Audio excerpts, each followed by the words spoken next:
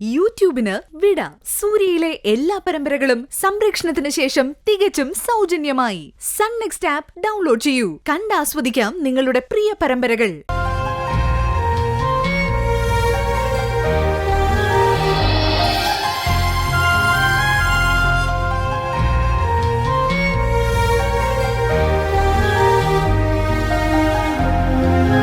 സൂര്യ,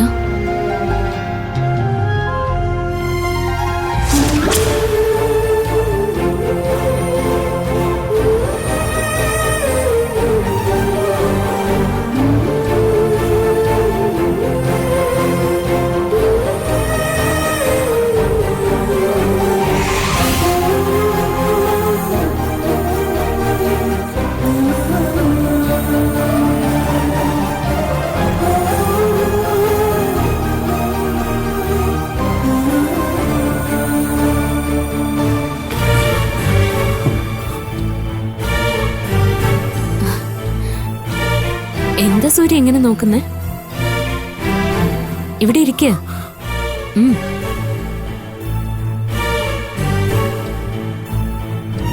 എന്താ, ഞാൻ എങ്ങനെ ഇവിടെ വന്നു എന്നാണോ? അല്ല ഭാവന, എനിക്ക് വിശ്വസിക്കാൻ പറ്റുന്നില്ല. എന്നാ വിശ്വസിക്കണം. എനിക്കൊന്നും സംഭവിച്ചിട്ടില്ല. അതുകൊണ്ടാ ഞാനിപ്പോ നിന്നോട് സംസാരിക്കാൻ വേണ്ടി വന്നത്. എന്താ സൂര്യ, സൂര്യക്ക് വിശ്വാസം വരുന്നില്ലേ? ഭാവന, നീ സൂര്യ, നീ ഇങ്ങനെ വിഷമിച്ചിരിക്കുന്നത് എനിക്ക് താങ്ങാനാവില്ല. അതുകൊണ്ട് നീ മനസ്സിന് നല്ലതുപോലെ ധൈര്യം കൊടുക്കണം. എനിക്കൊന്നും സംഭവിക്കില്ല. ശ്രീറാം ഡോക്ടർ എന്നല്ല, ഇനി ആര് വന്നാലും എന്റെ ജീവിതത്തിന് ഒരാപത്ത് സംഭവിക്കില്ല. കാരണം ഞാൻ ദൈവത്തിന് പ്രിയപ്പെട്ട മകളാ.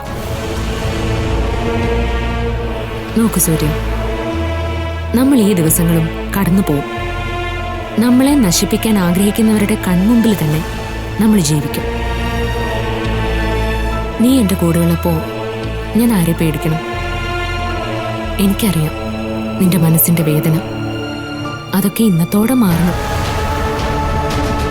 ഇനി മുതൽ നിന്റെ മുഖത്തെ സന്തോഷവും ചിരിയുമാണ് എന്റെ ജീവന്റെ തുടുപ്പ്. കേട്ടോ?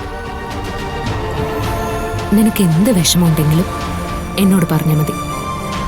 ഞാനതിന് പരിഹാരം ഉണ്ടാക്കും. സൂര്യ, ഞാനൊരു സത്യം പറയട്ടെ. ഈ നിമിഷം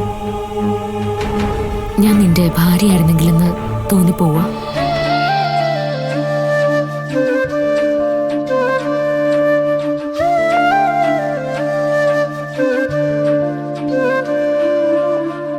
ജീവാംശമായി താനേ നീ എന്നിൽ കാലങ്ങൾ മുന്നേ വന്നു. ആത്മാവിനുള്ളിൽ ഈറൻ തൂമഞ്ഞായി തോരാതെ പെയ്തു നീയേ. പൂവാടി തേടി പറന്നു നടന്ന ശലഭമായി നിൻ കാൽപ്പാടു തേടി അലഞ്ഞു ഞാൻ. ആരാരും കാണാ മനസ്സിൻ ചിറകിലൊളിച്ച മോഹം പൊൻപീലിയായി വളർന്നീതാ.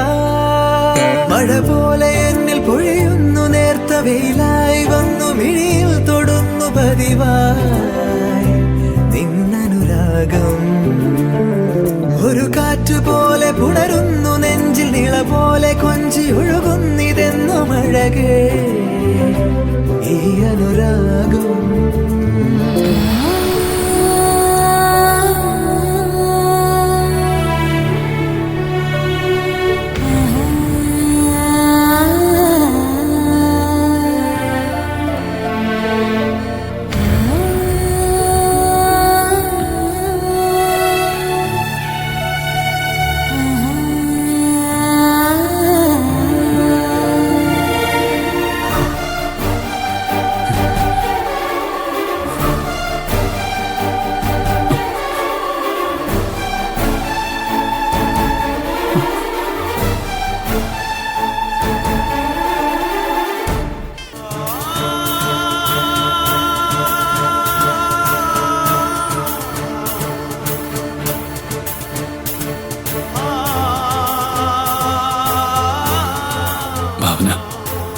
നീ കണ്ട സ്വപ്നമാണോ അതോ മിഥ്യയാണോ എന്ന് എനിക്കറിയില്ല.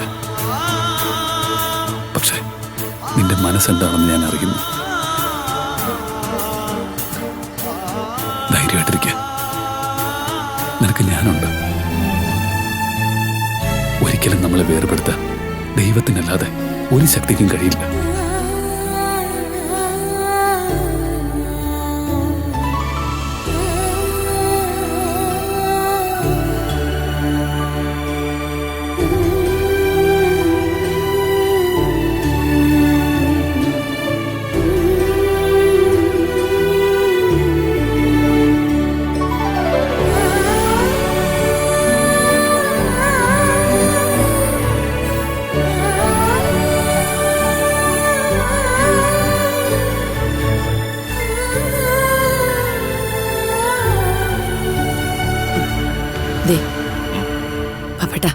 ഇനി ആര് തടഞ്ഞാലും ഞാൻ ഭാവനെ കണ്ടിട്ടേ പോകുന്നുള്ളൂ.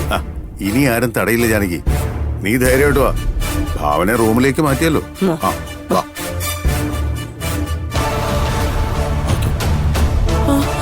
മോനെ സേതു, സത്യം പറഞ്ഞ ഭാവനെ കാണാഞ്ഞിട്ട് എനിക്ക് ഇരുന്നിട്ട് ഇരിപ്പുറക്കുന്നില്ല. അതാ വന്നത്. ഭാവനയ്ക്ക് ഇപ്പൊ എങ്ങനെയുണ്ട്? റൂമിലേക്ക് മാറ്റിയെന്ന് പറഞ്ഞു. ഇപ്പൊ ഒന്നും പറയാറായിട്ടില്ല വല്ലിച്ച. ഒരല്പം ഭേദമുണ്ട്. പുറത്തുള്ള ആരെയും കാണിക്കരുതെന്നാ ഡോക്ടർ പറഞ്ഞേക്കുന്നത്. ഓ, രക്ഷപ്പെട്ടു. ഞങ്ങള് പുറത്തുള്ളവരല്ലോ, കുടുംബക്കാരല്ലേ. മാമി, ഭാവനെ 2 ദിവസം കൂടെ കഴിഞ്ഞിട്ട് കാണാം. അപ്പോഴേക്കും ഭാവനയ്ക്ക് കുറച്ചുകൂടി മാറ്റം വരും. അത് തീരുമാനിക്കുന്നത് നീയാണോ? വേണ്ട മായ, ഇന്ന് ഭാവനെ കണ്ടിട്ടേ ഞങ്ങൾ തിരിച്ചു പോകും.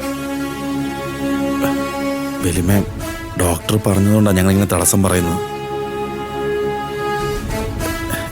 ഇല്ലെങ്കിൽ പേഷ്യന്റിന് ഇൻഫെക്ഷൻ ഉണ്ടാവുന്ന പറയുന്നത്. ഒരു ഇൻഫെക്ഷൻ ഉണ്ടാവില്ല. ഞങ്ങൾ ദൂരെ നിന്ന് വരുന്നവരെല്ലാം നിങ്ങൾക്കറിയില്ലേ? ഡോക്ടർ മനഃപൂർവ്വം പറയുന്നതല്ല, ഭാവനയ്ക്കൊരു ബുദ്ധിമുട്ട് വരാതിരിക്കാൻ വേണ്ടി പറയുന്നതാ. വേണ്ട, ഞങ്ങള് ഭാവനയെ കാണുന്ന ഇഷ്ടമല്ലെങ്കിൽ അതങ്ങ് പറഞ്ഞാൽ മതി. ഞങ്ങൾ പോയിക്കോളാം. വെറുതെ മുടന്ന ന്യായമൊന്നും പറയണ്ട. അയ്യോ, അങ്ങനെ പറയില്ലേ വല്ലിച്ച. ഞങ്ങൾ അങ്ങനൊന്നും ചിന്തിച്ചിട്ട് പോലുമില്ല. ചിന്തിച്ചില്ലെങ്കിൽ പിന്നെ വഴി തടയുന്ന എന്തിനാ? സേതോട്ടാ, പറഞ്ഞാൽ മനസ്സിലാവാത്തവരോട് സംസാരിച്ചിട്ട് ഒരു കാര്യമില്ല. അങ്ങനെ പറ. ഞങ്ങളൊന്ന് ഭാവനെ കണ്ടുവെന്ന് വെച്ച് ആകാശം ഒന്നും ഇടിഞ്ഞ് വീഴാൻ പോകുന്നില്ല. പപ്പടങ്ങ് തന്നെ. എവിടെ റൂം? അവിടെയാണ്. സത്യം പറഞ്ഞാൽ രണ്ടിനെ ഇവിടെ നാട്ടി ഓടിക്കേണ്ടതായിരുന്നു. സൂര്യ അറിഞ്ഞാൽ ഉറപ്പായും നമ്മളെ തന്നെ വഴക്ക് പറയത്തുള്ളൂ.